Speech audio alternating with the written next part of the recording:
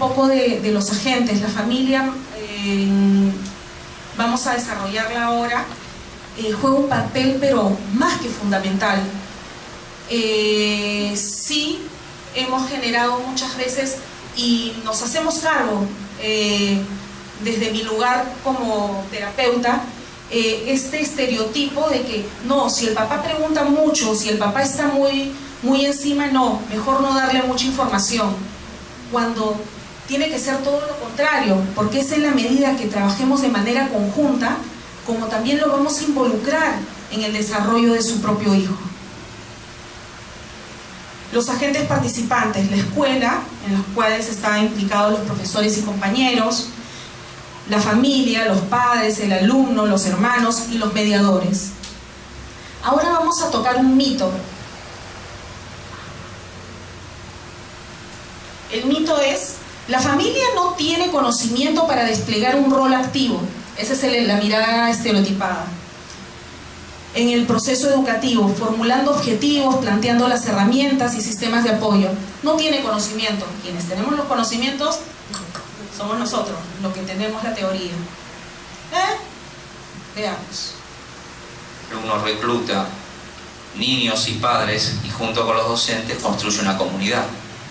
Que no hay una prestación de servicio, sino que a partir de la prestación de servicio hay un pacto comunitario en valores en los cuales todos nos transformamos y todos nos involucramos.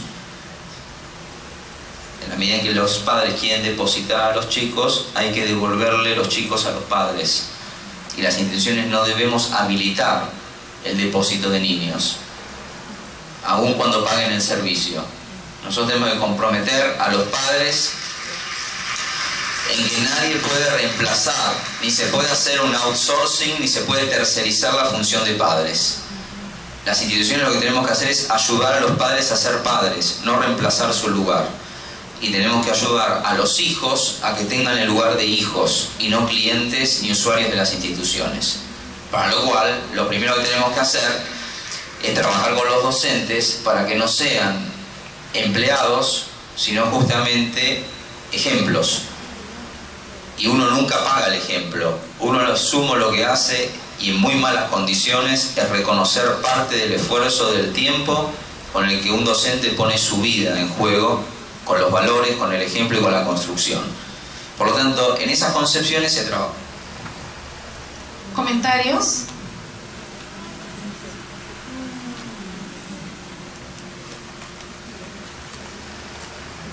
Sí.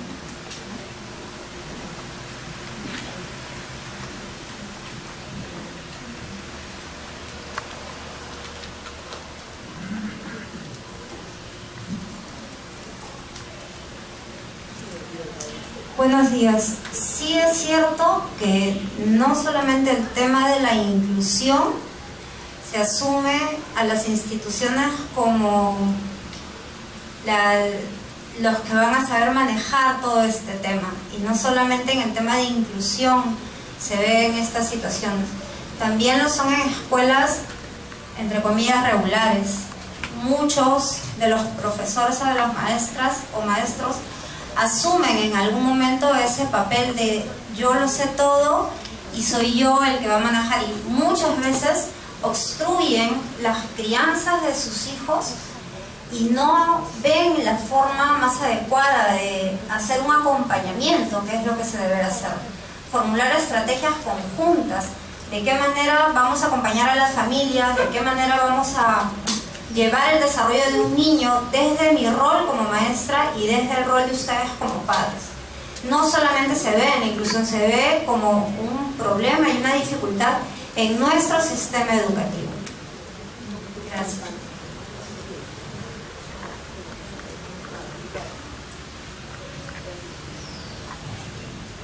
Buenos días. Dentro de este último video veo como punto clave de que no solamente estamos hablando de agentes aislados, es decir, el colegio por un lado, el profesor por otro lado, el terapista por otro lado y la familia aparte. Estamos hablando de una cultura inclusiva donde funcionan todos los agentes a favor de la inclusión.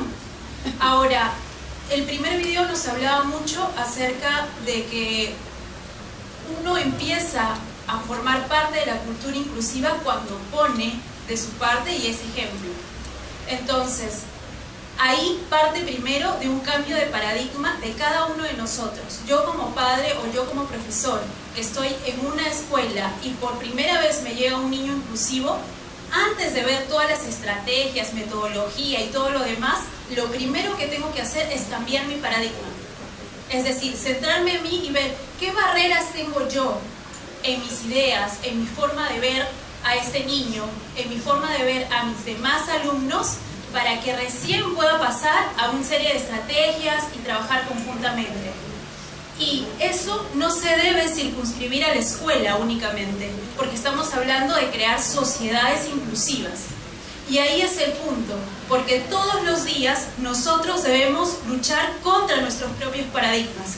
Desde que tengo un auto y quiero estacionarme justo en el estacionamiento para personas con discapacidad, y bueno, no hay nadie, me meto. Eso es, por ejemplo, te da la tentación de querer hacerlo, pero tú tienes que luchar todos los días contra ese paradigma para poder hacer y crear juntos una cultura inclusiva. Quizás y siempre hay que tener en cuenta que cambiar paradigmas es mucho más difícil que decirle a un docente: esto es lo que tienes que hacer, estas son tus estrategias, estas son las buenas prácticas. Y por lo tanto, lo que tenemos que hacer como primer paso es como cambiar el chip de las personas.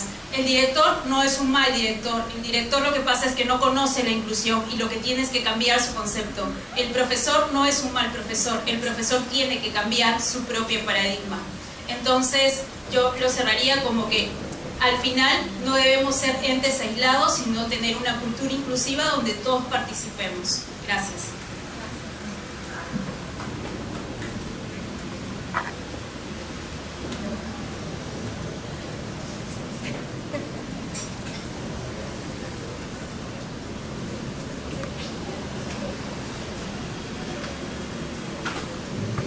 Muchas gracias. Muchas gracias por la convicción, muchas gracias por compartir tu sentir. Creo que definitivamente, cotidianamente uno va marcando y uno va poniendo y uno va recontratando en función de las convicciones y de los paradigmas que uno tiene que ir cambiando. Y en un aula, Bergman en un momento dice que uno va también transformando y dando un referente desde la ejemplaridad. Definitivamente un aula donde todos son diversos y un maestro no puede impartir desde la ejemplaridad los mecanismos de aceptación a la diferencia, yo creo que ahí también tiene que trabajar desde sus propios paradigmas.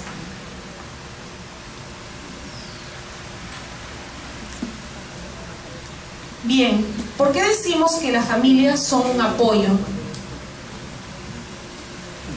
Las familias han sido potentes palancas e impulsores de la educación inclusiva y también nos recuerdan el camino que queda por recorrer. Definitivamente, tengo el privilegio, porque es un privilegio, de trabajar con familias y con sus hijos a muy temprana edad. Y definitivamente uno lo que va marcando y te van diciendo, ¿no? ¡Ay, ya he logrado tal objetivo! ¡Ay, qué bueno, Silvia, lo máximo! Y los que simplemente no es por un tema de humildad ni nada por el estilo, sino que simplemente uno es desde la afuera un monitor. Pero definitivamente si la familia está comprometida, ya la rueda se echó a andar. O sea, ya está. Y la información que te pueden brindar es valiosísima en función del desarrollo de cada uno de los chicos. Entonces, el poder de la familia frente al desarrollo y a la educación inclusiva es un agente, pero potenciador del desarrollo, y realmente tenemos que hacernos socios, tenemos que hacer una alianza con ellos, con la familia.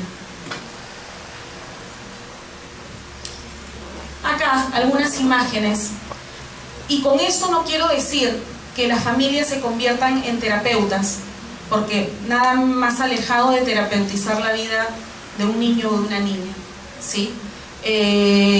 Pero lo que sí pueden generar situaciones y oportunidades de desarrollo que posibiliten un desarrollo en cada uno de los chicos. Acá, y ahí aplaudo la creatividad de los padres. Por ahí estábamos jugando con los números y qué sé yo. ¿Le puedo poner números a cada uno de los tuppers de juegos? Claro, buenísimo. ¿Puedo ponerle números a las escaleras para que mientras va subiendo vaya interiorizando de cuando está en la escalera 1, cuando está en la escalera 4, cuando está en la escalera 5? Es eso. En la segunda imagen es la secuencia de Pepe, vamos a llamarle Pepe, de cómo está siendo autónomo y cómo se le está dando la oportunidad así de chiquitito. Y uno puede decir, bueno, yo no guardé mi ropa hasta los 15 años, pero generar la oportunidad que posibilite desarrollo en los chicos es fundamental. Y es la secuencia de cómo va guardando la ropa y para que él se vaya interiorizando y para que vaya automatizando y qué sé yo, y desarrollando también autonomía dentro de las actividades cotidianas de casa.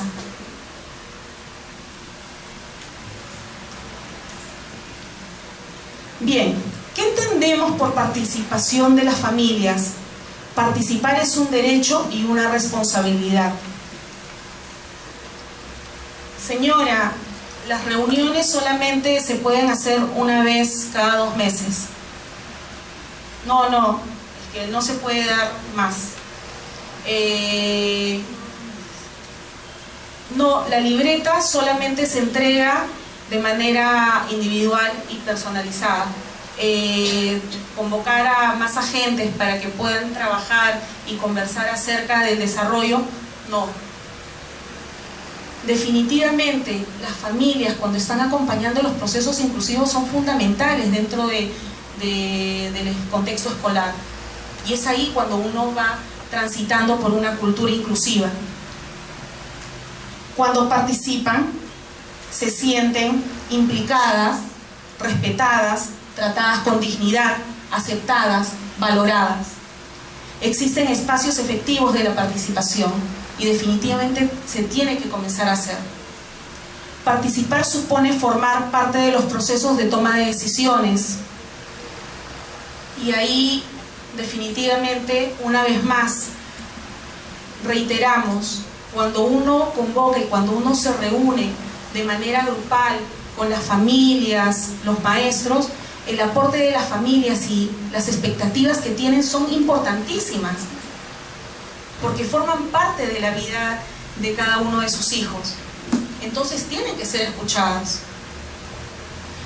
Sus aportaciones son importantes y parte imprescindible de este proceso, asumiendo un papel de corresponsables o de cogestores en este proceso.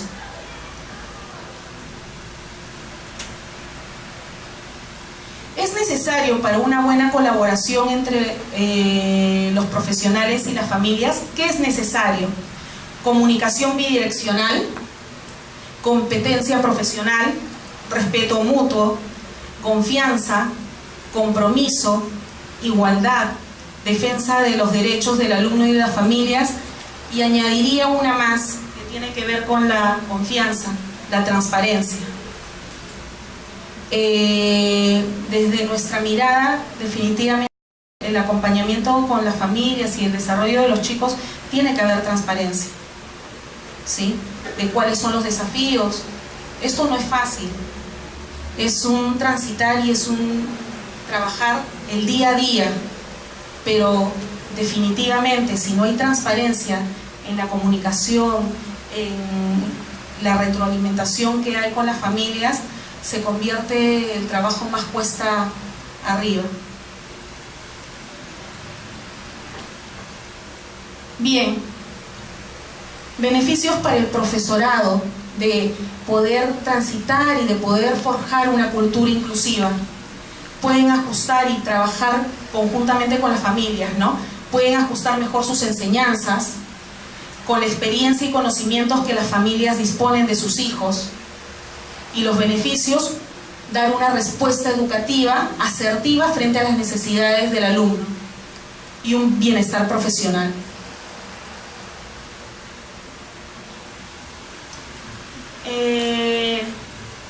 Vamos a llamar a Juan. Vamos a ver un extracto de un día cotidiano en casa, en una actividad como lavarse los dientes o vestirse, y cómo la participación de los padres es fundamental en el acompañamiento cotidiano. Hola Tiago, ¿cómo estás? ¿Te vas a lavar los dientes, hijo? ¿Te vas a lavar los dientes? ¿Sí? Ya, lávate los dientes, lávate los dientes. Pero bonito, miren, espera. El agua viene después. Primero lávate los dientes. Ahora saca tu lengua, ya, ahora ya, lávate tu lengua, ¿sí? Lávate tu lengua. A ver, mírame. Hola, muy bien, se está lavando los dientes, Tiaguito. Ya, un poquito de agua, muy bien, ya. Eso es. Ya, sigue cepíllate los dientes, muy bien. Espera. Cepíllate los dientes. Tu lengua también, ¿y tu lengua? Ya, tu lengua. ¿Y los dientes de arriba? Acá arriba. Ah, muy bien. Y ahí. Y ahora enjuaga tu cepillo. Abre el caño, enjuaga tu cepillo y de ahí lo sacudes. A ver, sacúdelo. Eso, muy bien. Guárdalo aquí. Guárdalo acá. Ah, muy bien. Genial. Allá, espérate. Hay que secarnos la boca, pero con la toalla. ¿Sí? Ya. Pero espera, Tiago. Después te están lavando la boca, ya. Muy bien.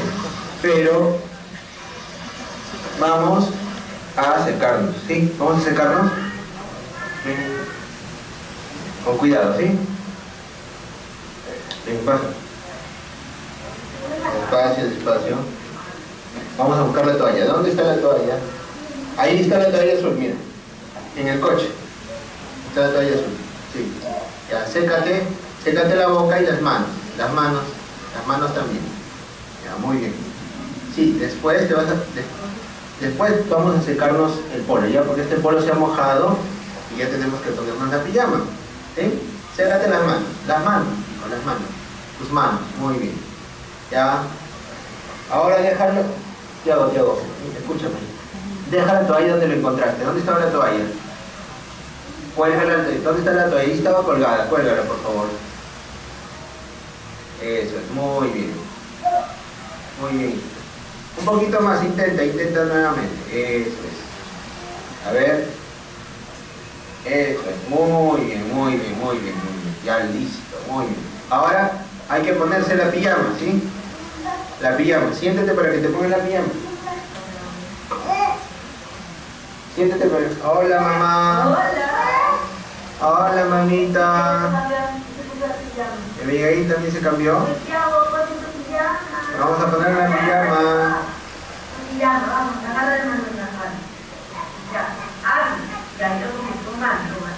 Ya, los dos a poner. Ponte la pijama, Tiago, siéntate. A ponerte la pijama. Siéntate, mi amor. Sí. Bien, no es que estén haciendo su reality, sino que ha sido una filmación que los padres brindaron a la maestra que va a asumir a Tiago este año, para que lo conozca, para que vea cuáles son sus recursos, cómo se despliega en el hogar, cómo ellos se vinculan en las actividades cotidianas de higiene y de autocuidado, ¿sí? Contextualizando la inclusión. Vamos a ver, esta es una mirada de un análisis que se ha hecho en las diferentes, en la línea de evolución de los procesos de inclusión educativa, y se marcan generaciones. Está la primera generación, está la segunda generación y la tercera generación, ¿sí? Las prácticas de inclusión de primera generación se centraron en cambiar estudiantes de situaciones gregarias a clases de inclusión. ¿Sí? Entonces, en la medida de que se fue abriendo las puertas de las escuelas regulares, fueron los alumnos participando de las aulas inclusivas. ¿Sí? Las prácticas de inclusión de la segunda generación se centraron en desarrollar y validar estrategias para apoyar a estudiantes con discapacidades en clases de inclusión. Entonces, ahí estamos en otro momento, en donde el alumno tiene que tener toda una serie de facilitadores para que pueda estar al ritmo de la clase. Y una tercera generación. Las prácticas de inclusión de la tercera generación se centran en la calidad del programa educativo, enfocándose en qué es lo que se enseña al alumno en función del principio de la autodeterminación y maximizar su participación en el aula. Entonces, aquí hay un ajuste de tuerca. No es el alumno que tiene que, en esta desventaja carrera casi de hipódromo, alcanzar al grupo con el que está compartiendo y con el que convive cotidianamente, sino el contexto va generando mecanismos que posibiliten generar el principio de autodeterminación y maximizar su participación en el aula. Miren estos tres momentos y estamos hablando de lo mismo, de inclusión educativa. Pregunta, levanten las manos, ya que al inicio hice un par de preguntas en relación a quienes tenían experiencia y quienes tenían en este momento la posibilidad de tener un alumno en inclusión. Levanten las manos dentro de su experiencia, dentro de su contexto educativo, quienes están en la primera generación.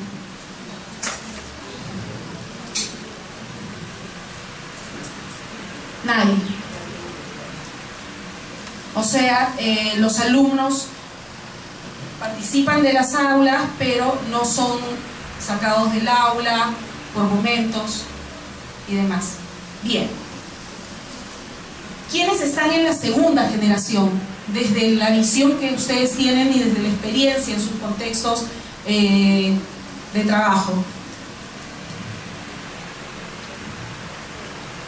¿Ah? Sí. Buenos días, ante todo. Por la falta de conocimientos, yo he estado en la primera generación.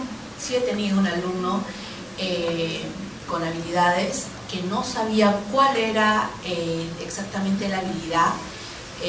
Lo veíamos un niño problema en el aula y tuve interés por él y decidí investigar, ¿no? Y a raíz de esto me centré más en él. Y sí, de repente por la cantidad de niños, por las acciones que él tenía, sí, por momentos lo sacábamos del aula. Pero esto tuve todo un proceso, porque fue avanzando. Ya conforme también fui investigando, fui preguntando, y con la ayuda de la mamá que le insistimos para que pase por una evaluación, y gracias a su mamá que pudo aceptar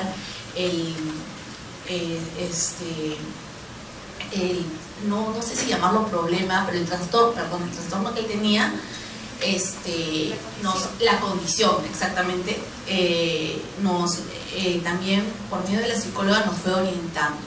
Y de esta primera generación, que creo que todas en algún momento lo hemos vivido, hemos ido avanzando.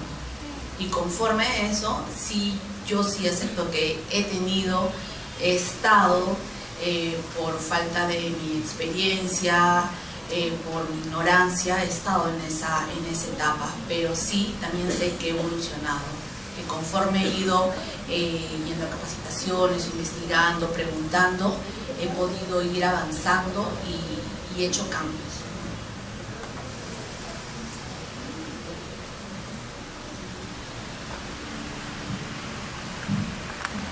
Gracias.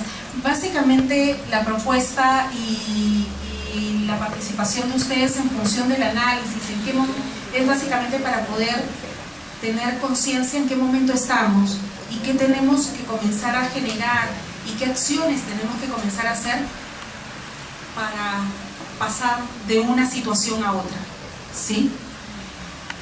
Levanten las manos quienes desde su experiencia y el contexto de actividad profesional en el cual se desempeñan están en la tercera generación.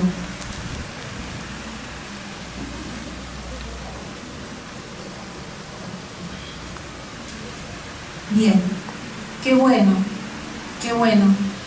porque sí, realmente, y en el trabajo cotidiano que tenemos con los colegios es un trabajo arduo de ir ganando alianzas, de ir ganando cómplices de esta mirada, de ir trabajando de manera cercana, sistemática con los maestros para que puedan mirar a través de esta mirada que nosotros queremos proporcionarle.